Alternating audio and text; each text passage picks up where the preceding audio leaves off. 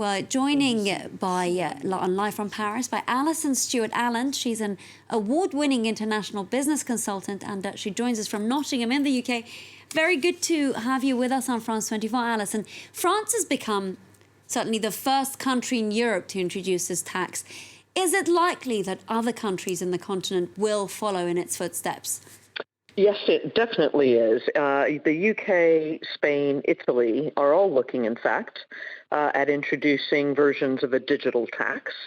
And I'm sure it will not be long before other countries adopt the same approach.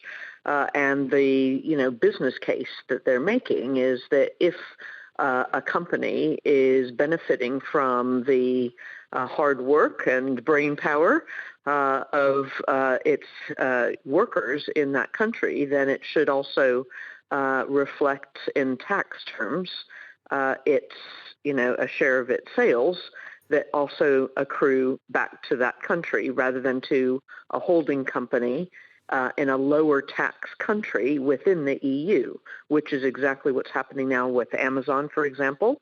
It's in Luxembourg, and it routes its revenues through the Luxembourg company, and then that revenue goes back to the United States and is a way to avoid recognizing the intellectual property and the talent in the countries in which it's doing business.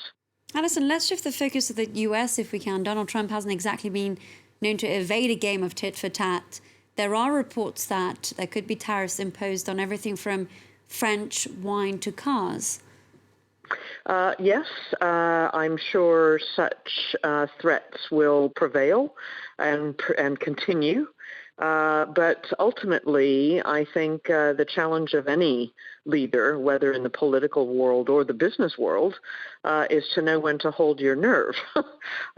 So while we know that threats will, I'm sure, be, continuing on French goods that are exported to the U.S., not least the luxury goods that France is so famous for, you'll have to just, the country and Mr. Macron will have to wait and see and stick to his guns. And I'm sure that's exactly what the UK, Spain, and Italy will also do, because, it's not going to be very feasible if suddenly you're retaliating against several countries around the world as the U.S. president, because that will hurt the U.S. economy. And of course, goods from France are extremely popular in the United States, and not least consumers will be unhappy should tariffs be levied on French goods there.